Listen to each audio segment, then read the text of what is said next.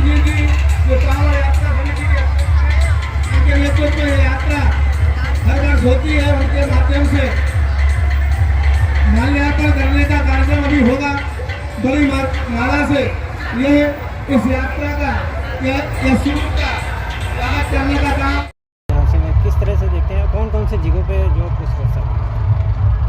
देखिए, सबसे पहले आपके माध्यम से सभी हमारे जनपद वासी है सबको सावन माह की बहुत बहुत शुभकामनाएं। आज बहुत ही पर्व दिन है।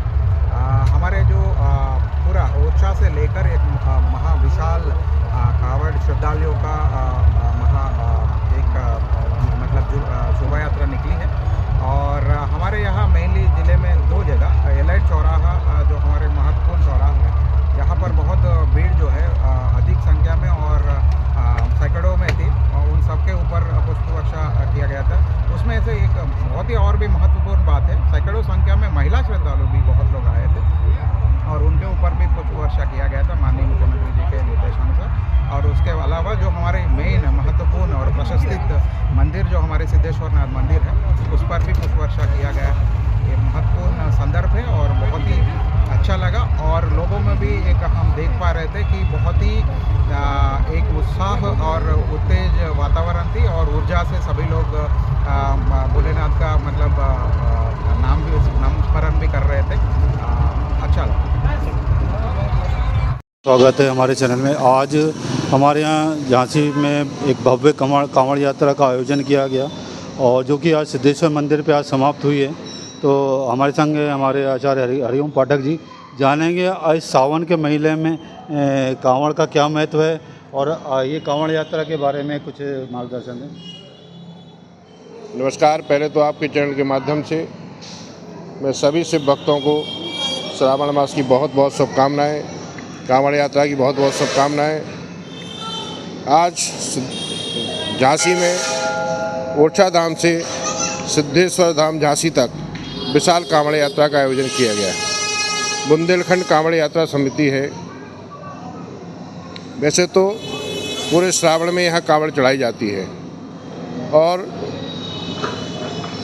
इस श्रावण के महीने में एक दिन ऐसा होता है जब बुंदेलखंड कांवड़ यात्रा समिति विशाल और भव्य रूप से बहुत बड़ी कांवड़ यात्रा निकालती है, जिसमें कम से कम 20,000 25,000 लोग होते हैं। आज वही कांवड़ यात्रा थी, हजारों लोग उसमें थे। हेलीकॉप्टर से पुष्प वर्षा माननीय मुख्यमंत्री जी के आदेश से हुई और पूरा प्रशासन, पूरे भक्त, पूरे जनप्रतिनिधि हमारे आज इस कांवड़ यात्रा में शामिल हुए। मैं सबका इस कांवड़ यात्रा के लिए हृदय से उनका अभिनंदन करता हूँ, आशीर्वाद देता हूँ। कांवड़ एक हमारी प्राचीन परंपरा है। जितने भी भारत में दिव्य लिंग हैं, ज्योतिर्लिंग हैं, जो स्वयंभू हैं, जो बहुत प्राचीन हैं, किसी भक्त की साधना से प्रकट हो गए भगवान, किसी तपस्वी की तपस्या से प्रसन्न होकर के भगवान प्रकट हो गए, तो ऐसे बहुत से विग्रह हैं। झांसी में भी सिद्धेश्वर जो विग्रह है वो इसी प्रकार का है, द्वापरकालीन है। मुगलों का जब आक्रमण हुआ तो भगवान का ये विग्रह पृथ्वी में समा गया था। मुगलों के आक्रमण के समय मंदिर का भी कुछ क्षति हुई थी, लेकिन फिर भगवान प्रकट हुए 1928 में और पुष्य नक्षत्र में यहाँ एक भव्य मंदिर का निर्माण कराया गया।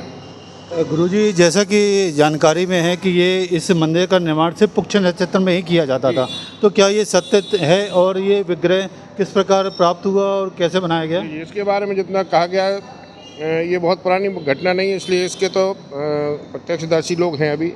जिन्होंने बनाया वो उनका परिवार भी पूरा है, जिन्होंने बनवाया उनका भी परिवार पूरा है। अभी सब इसके गवाह हैं।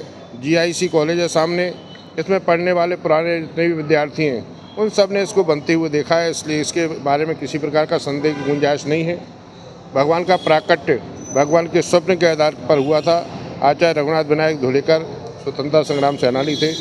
जब वो जेल में बंद थे तब से उनको स्वप्न आता था कि मेरा विग्रह यहाँ इस भूमि में यहाँ नीचे है, उसको निकाल करके केवल पुष्य नक्षत्र में स्थापित करो। तो फिर स्वामी जी महाराज दतिया पीठ के जो आचार्य हुए बाद में, उनको भी स्वप्न हिमालय पर आया। वो हिमालय से यहाँ आ गए, आचार्य धुलेकर और उन दोनों में वार्ता हुई फिर यहाँ खुदाई हुई और भगवान का प्राकट हुआ। और जहाँ भगवान मिले 100 बाई 100 का एक बहुत बड़ा खुदाई हुई थी कि कहीं चोट ना लग जाए, लेकिन जिस जगह पर भगवान प्राप्त हुए वहाँ भी एक गड्ढा हो गया था 10 फुट गहरा, 10 फुट की गहराई पे मिले, बिल्कुल प्लेन ज़मीन में मिले। ऐसा नहीं कि कोई किसी कुआं हो या कोई ऐसा स्थान हो जिसमें गाड़ दिया गया हो या कोई किसी प्रकार का खनन या उत्खनन की कोई अन्य सामग्री नहीं मिली। सीधे सीधे लाल मिट्टी में भगवान का प्राकट हुआ। गुरुजी, हमारे दर्शकों को ये बताएं कि इस कांवड़ का क्या महत्व है और जो हमारे भक्त लोग हैं इस कांवड़ को लाभ किस प्रकार जो है ले सकते हैं, भगवान भोलेनाथ का आशीर्वाद किस प्रकार ले सकते हैं? मैं वही बता रहा था। तो वहाँ प्राकट हुआ, फिर भगवान के जब दूसरी जगह स्थापित कर दिया गया तो 24 घंटे के बाद उस स्थान पर इतनी बड़ी जलधारा फूटी कि उसे हम लोग पाताल गंगा कहते हैं। 10 फुट गहरा वो स्थान है।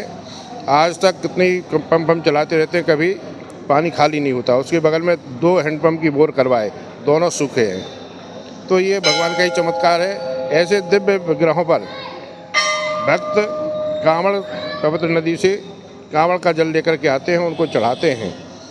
ऐसी शास्त्रों में मानता है कि जो स्वयं प्रकट स्वयंभू भगवान शिव के विग्रह हैं, उन पर जो कांवड़ पर जल लेकर के भगवान को अर्पित करेगा, उसके पितर मुक्त होंगे। उसका वंश कभी ऐसा नहीं है कि वंश नहीं चल रहा, वंश चलता रहेगा। जिस प्रकार श्रवण कुमार ने अपने माता पिता को कांवड़ में बैठा करके पूरे देश का भ्रमण कराया था, उसी प्रकार केवल जल ला करके चढ़ाने से माता पिता के मोक्ष की गारंटी होती है।